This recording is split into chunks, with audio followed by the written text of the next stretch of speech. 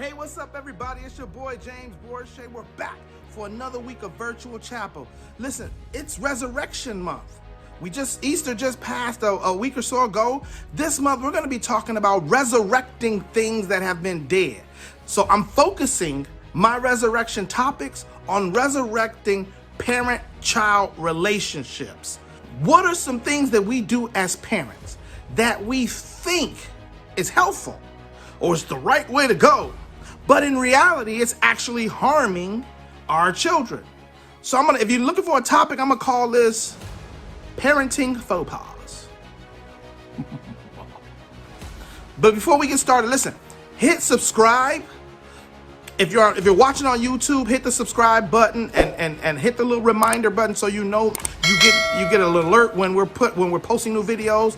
Hit the like button on Facebook and hit the follow button on Facebook. You can follow me at Circle Urban Ministries or James Borshay Mission Driven Mindset. So listen, I want to read to you something that I saw in a thread of another in a group I'm in. So I try to take these and apply them to our virtual chapel. So listen, it says, as a kid, I was told that explaining myself during an argument was talking back.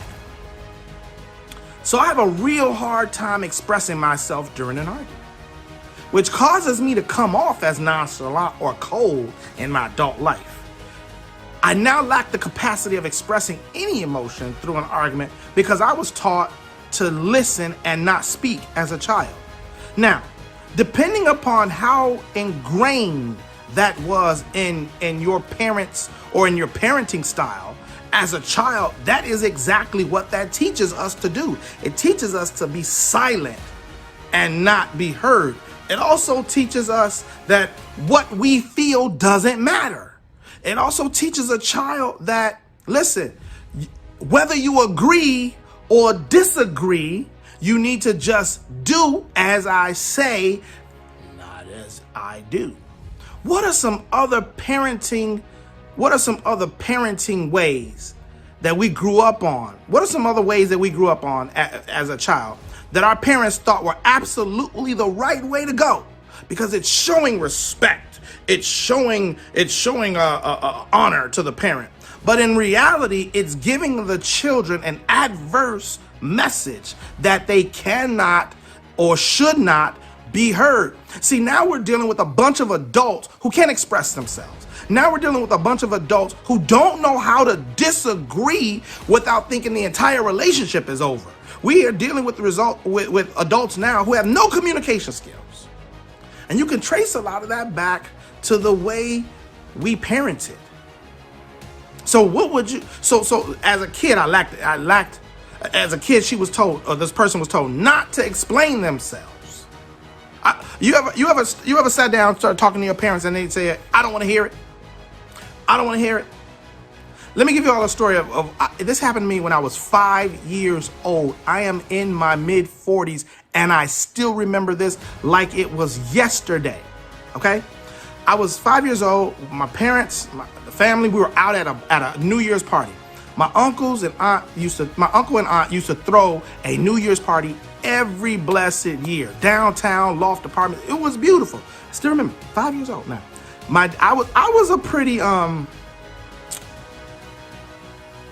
rambunctious kid. I was curious. I was inquisitive.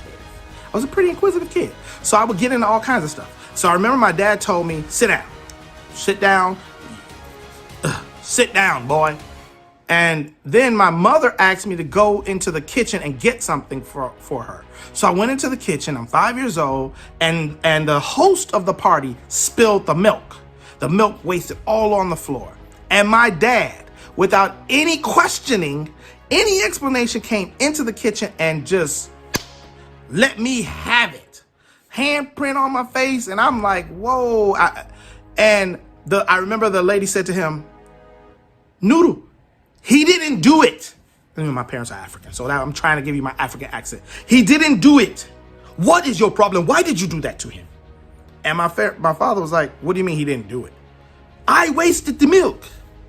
And my father, I remember the look on his face because I let out the biggest yell. Because you know how you want to cry, but you can't because the cry won't come out. It was one of those. And This is part of no explanation, no question, just react.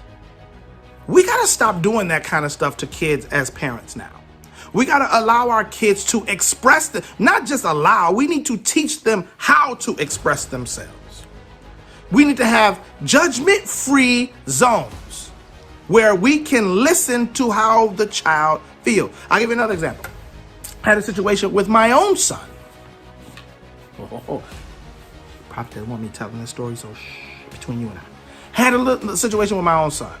I told him, my son's driving now, 17 years old. So I said, go put gas in the car. I called him down and said, hey, go put gas in the car. You supposed to put gas in the car, go put gas in the car. He was like, and I did it in front of everybody. So I embarrassed him. And you could see his whole countenance, his whole demeanor change, etc. So you could see later, we had an issue. You could tell we had an issue. And so I came to talk to him the next day and said, what's up? Nothing. And then I realized, okay, I'm still approaching him with some aggression. So I said, son, what's up? Let's talk. He said, well, the way you spoke to me yesterday, I felt stepped on. And I was like, stepped on? I didn't intend to step on him. He said, intend or not, the way you approached me in front of everybody was embarrassing and I felt stepped on. He said, it was like you were stepping on me, because he didn't use the word felt. He said, it was like you were stepping on me. And I said, did it hurt your feelings? He was like, feelings ain't got nothing to do with it. It didn't hurt my feelings, but it was like you were trying to step on me. And I was like, okay, I wasn't trying to step on you, but do you understand that you were supposed to put gas in the car? You were supposed to do X, Y, Z. You should have had this done. And he was like, okay. I said, so we went back and forth. We actually started talking. I realized my tone was doing it again. I was showing him, I'm the parent and you're nothing to me. You must do as I say and not as I do. Just do as I say. And I realized, okay, wait a minute. He's a young adult. He's trying to learn how to navigate adult conversations. Let's switch this up and have a real conversation with them. All right, son. So help me understand why this looked like I was stepping on. He said, because you told me to do this thing, without any warning or reminder, you just snapped off on me in front of everybody, and you don't like it when other people do that to you. And I know I've seen you not like it when other people do that to you. I don't like it when people do that to me as well. Can you have pulled me to the side and said, hey, son, you need to go put gas in the car? And I said, okay, I can see that. Do you also see how I feel stepped on as well when you're driving the vehicle? We make sure that you have it available whenever you need to, and then you choose not to put gas in the car until it's late. And then I don't want to be running around trying to drive somewhere and then realize I don't have gas. He said, I can see how that feels stepped on as well. I said, okay, well, are you going to apologize? And he looked at me like, I think we both owe each other an apology, which is what he said. And I said, you're right. I apologize. I will consider how you feel and how I'm approaching you. And he said, and I'm sorry, because I definitely don't want you to feel stepped on. I want you to know that the things that are important to you, Dad, are important to me. I said, good. So we had an adult conversation, but I had to pull back this is how it goes, and this is just it. Because I'm raising a young man who needs to understand how to interact with other adults. You feel what I'm saying? So listen, I don't want to go to, we're going to have a lot more of these conversations. Last week we talked about Lil Nas X and what the church needs to learn. This week we're talking about parenting styles. And next week we're going to get into some more examples of when parenting hurts, when parenting our children hurts them more than we're helping them, and it has adverse effects on them. All right. Listen, if this virtual chapel is blessing you, please hit like, hit subscribe, hit share. We're here every Tuesday. We're teasing and testing times. So it might be next week. I want to test later on in the day. I'll probably do it around 6 o'clock, 7 o'clock. We're testing times before we do a full rollout of our virtual chapel. Again, I'm James Borshade, your host. This is Circle Urban Ministries Virtual Chapel. Much love. Take care.